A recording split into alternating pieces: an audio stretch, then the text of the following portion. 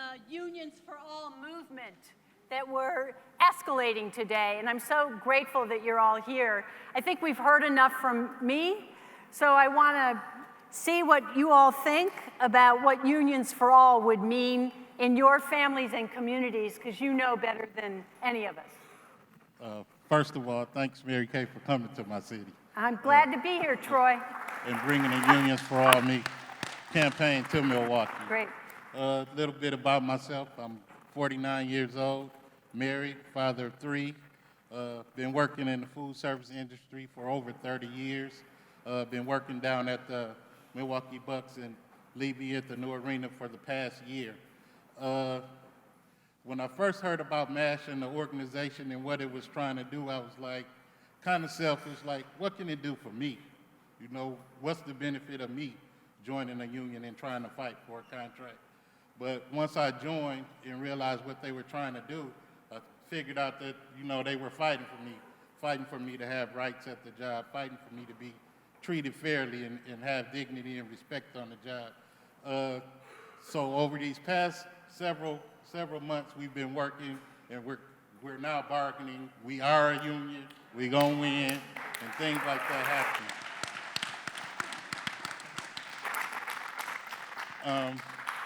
It's bigger than me, it's bigger than Milwaukee, it's bigger than arena jobs. I mean, the concept and project that we started with the MASH organization, I believe it can work over the whole nation. It can work in the medical field, it can work in the private sector jobs, educational jobs. The plan that we have just worked. So after we're done here, I hope the rest of the nation adopts our program. All right. Yes.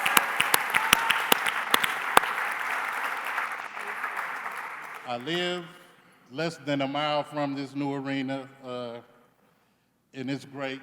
It's bringing revenue into the city. It's great that they're doing the Deer District, but I live in one of the poorest zip codes and poverty-stricken neighborhoods in the country, as studies show.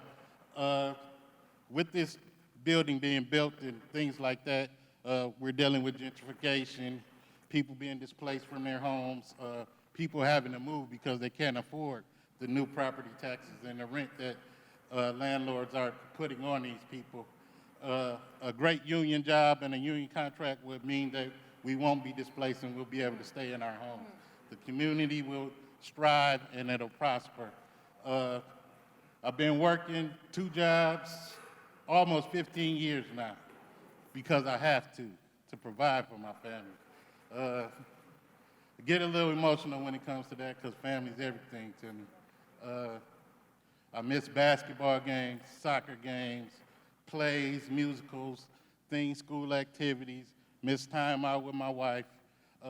Having a union job, and the great thing about being in a union will probably mean that I'll have more time for that.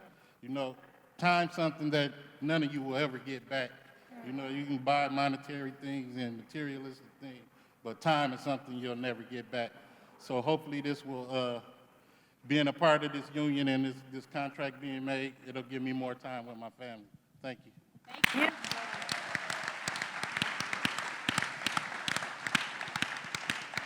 How many people in this room want more time with our families? Yeah. I just want to thank you, Troy, on behalf of all of us and the 2 million members of SEIU and the millions more in the Fight for 15 for having the guts to stand up, speak out, and tell your story. It's very powerful. Thank you. Hi, my name is Clarke. I live in Chicago. I'm a healthcare worker. I'm actually a patient care technician. I have a lot of similarities with him. I'm really on love family, love community. So I understand being away from your family because you're forced to work 2 jobs to make it. I also live in one of those communities where University of Chicago's building up, and I live near Hyde Park, and so rent is definitely rising. So I'm right now thinking, even with my health conditions, to work a second job just to make ends meet. I work at a hospital in Chicago, and I've been there 15 years. And in that 15 years, I barely made an extra $5 an hour. So I totally understand that struggle. And I think it's important as we continue to fight for union for all that we also put people in office that got our same interests in heart, and definitely within our communities, because that's what happens when you have parents out of the home and everyone is at work who's raising a family. And that's the reason why we have so many issues within the community with, gun violence and all these shootings that you all hear going throughout Chicago. And there's a lot of it's because you have a lot of single parents, or you have both parents working quite a bit just to make ends meet.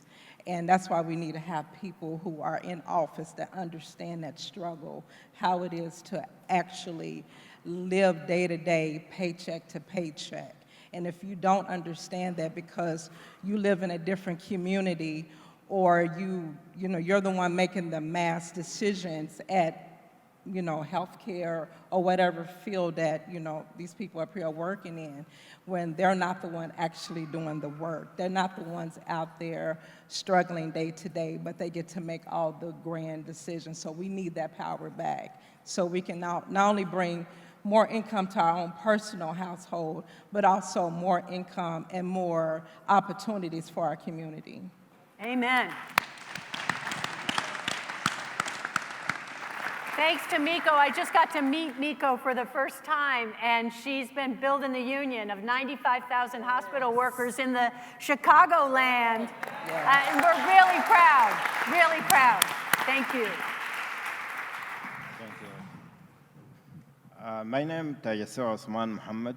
I'm from Denver, DIA, Denver International Airport. I father for 4 daughters. I work in airport, Denver, since 2000. I have my family. My big daughter, she work in University Hospital, and still she continue to be doctor. And I buy a nice semester, 1 book for her by $900. And I have another one of my daughter. She moved to Georgia to study in some college there. But finally, before 1 week to start,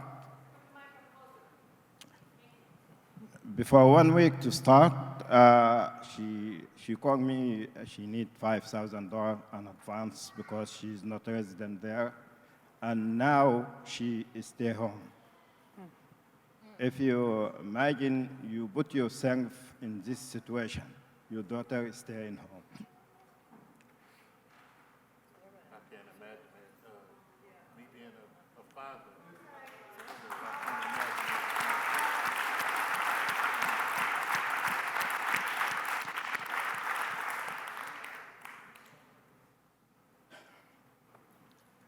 That's why I support union, because union give me more power and for opportunity.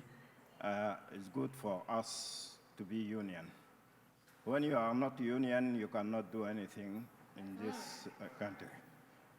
I work in airport, and I got more than 3,000 signature, and I meet the concern in Denver City, and I meet him every week, and I work hard with that, and finally, the last March, the mayor, he signed for that $15 for everyone in Denver.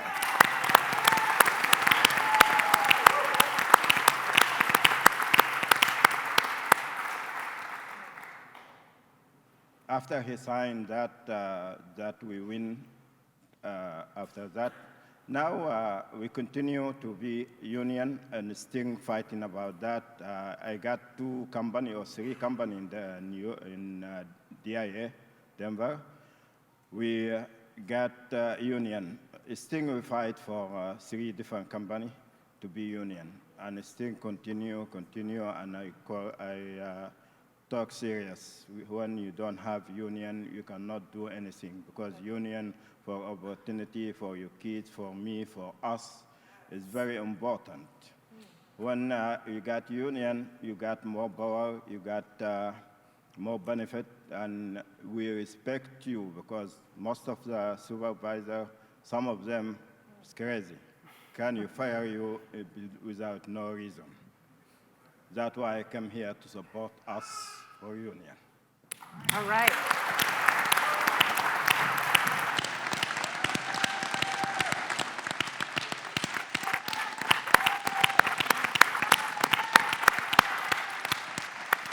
Thank you so much, Toggle Seer, and sharing your pain, because we all feel that pain inside of us, and we've all experienced the same pain on behalf of our families. And so it's so incredibly important and powerful that you make crystal clear why we are fighting for unions for everybody in this country. Thank you. And we're going to stay with you till you win.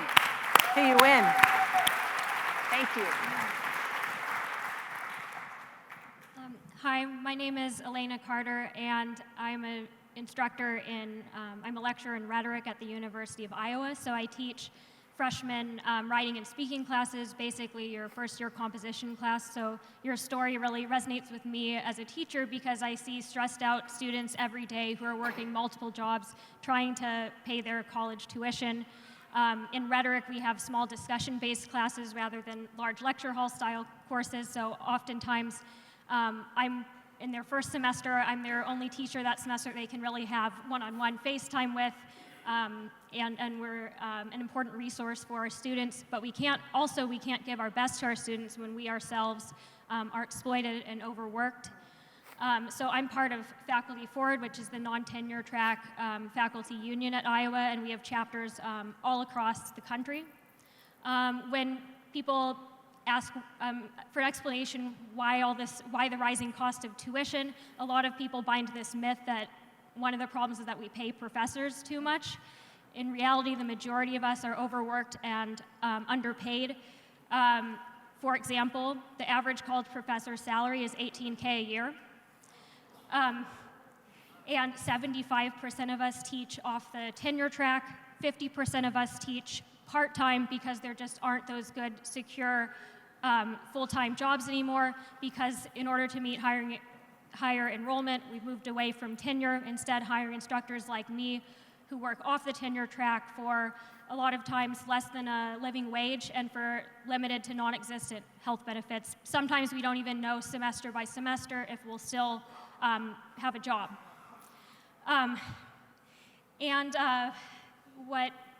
What makes it worse for non-tenure track faculty like myself is that we're really underrepresented on governing bodies at our institutions, such as Faculty Senate. And so this, without having a strong voice in the workplace, it's really, really hard when we have an issue that needs to resolve. That process to resolve it becomes all that more difficult. So I'd like to share a story that's both an example of an accomplishment by Faculty Forward, but also a very sad story that I think illustrates why we need a voice on the job.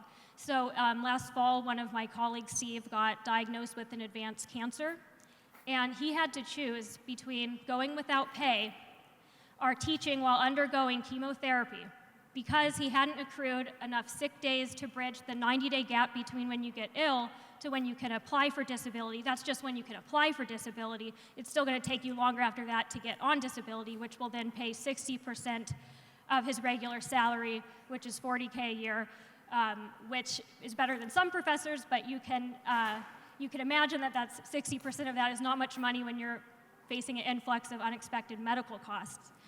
So what Faculty Forward did is we occupied a Board of Regents meeting. We interrupted the meeting and held the space for well over an hour. We were willing to get arrested. There were 30 to 40 teachers there with their children, some toddlers even, singing, chanting, and we didn't leave until Iowa administrators agreed to a series of meetings with us. And now I'm on a committee that was formed with equal representation of non-tenured track faculty and tenured faculty, and we're working on pushing through a sick leave bank, which would allow us to donate our unused sick time to our coworkers who are too ill, injured, incapacitated in whatever way to work. So that's...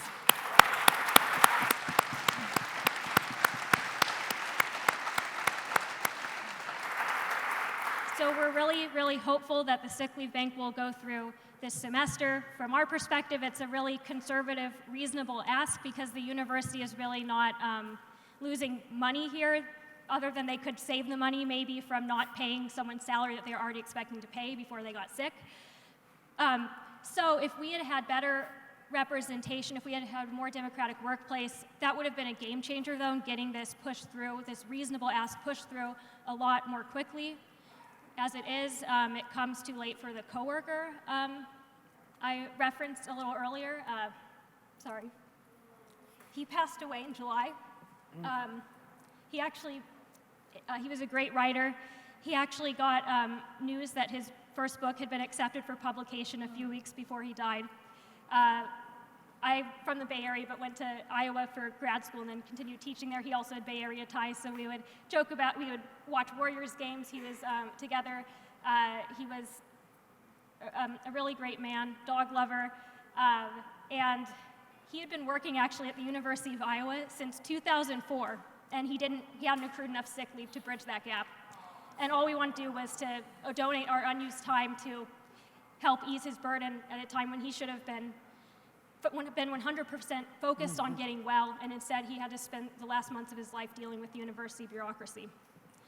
So in Iowa, where we see candidates coming through all the time, we really want them to know how important it is that they make it easier for people across all industries to come together in a union, to have a voice on the job so that we can ensure that we have essential benefits like paid sick time.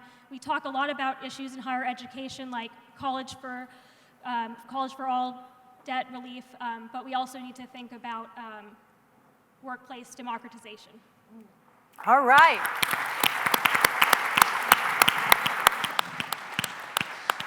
I think this entire room, I could hear you, and we extend our sympathies and condolences for the loss of your coworker and friend. And we have your back, because Faculty Forward's going to win at Iowa State someday, somehow. Sorry, I just want to add one more thing that I forgot to leave out. Steve was just one of 3 of my coworkers who had to teach through chemotherapy last spring semester because they didn't have enough sick time accrued. I just thought that was an important detail to note as well. Sorry. Hi. That's right.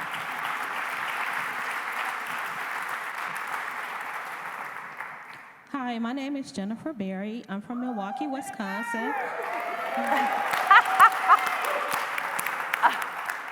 I work at McDonald's, and I understand, like, majority of what you were saying, Elaine, especially a college graduate, because I am a college graduate with my master's degree. That's right. I work at McDonald's, and I'm here with the Fight for 15 in the union because I believe that everybody should have a union, whether you're a college student, you're just starting a job, you're a janitor. It don't matter what it is you do. I believe that everybody should have a union and everybody should get paid a livable wage. Yes.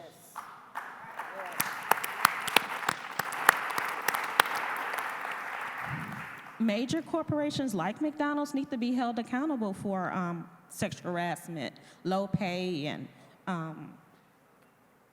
bad working conditions.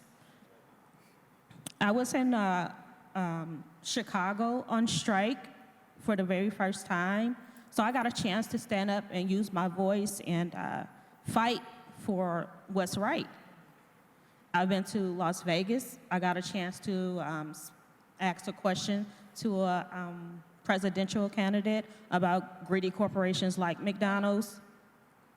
And I've been to a shareholders meeting in Texas where we were there rallying, chanting, trying to get the CEO of McDonald's to come out to take our list of demands. Once again, is low wage, sexual harassment on the job, bad work conditions, things like that.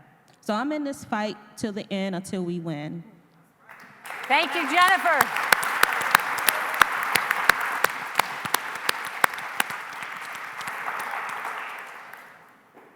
Hello, brothers and sisters. My name is Lynn Radcliffe. How are you? Currently, I am a retiree, but the fight continues. 39 years ago, I walked into the Cleveland Board of Education as a junior secretary. They already had a union, but shortly after that, I had the opportunity to be promoted. And because the boss didn't like me, even though I had the qualifications for the job, I didn't get that promotion. Matter of fact, someone I trained got the promotion. And I said, that isn't right. So I went to my chief steward, we filed a grievance, we went through all the steps, all the way through arbitration. And that was an 18-month journey. Only to be told that my grievance was not going to be sustained. Now, I could have cowered up and said, forget the union, not be bothered, but I said, you know what? Because the arbitrator actually only looks at language in the contract, I said something needed to be changed. Something needed to be changed. So from 1984 until 2014, I sat on every negotiating committee to better the language in our contract. But even more than that, when you work for a public entity, you know, the funds come from the federal government to the state government to the city to the school district. We needed to be at the table to talk about how those funds were going to be first and foremost spent on the students that we served, not based on what they felt downstate in Ohio, how those funds should be spent. But I realized that when you have a voice, more than one voice, when you have 20 voices, when you have 50 voices, when you have 1,000 voices, that's powerful. That's powerful. I retired July 1st, 2015, after 35 years of service, but guess what? I'm still in it. I'm still in it because Jennifer deserves to have a union. She deserves to make a livable wage. Troy needs our support. Mika needs our support. Muhammad needs our support. And Alena needs our support. So the fight is not over. The fight is not over. But just like someone stood up for me, we have to stand up for each other. That's right. Because That's any right. politician who wants our vote, they no longer just get it. They've got to earn it.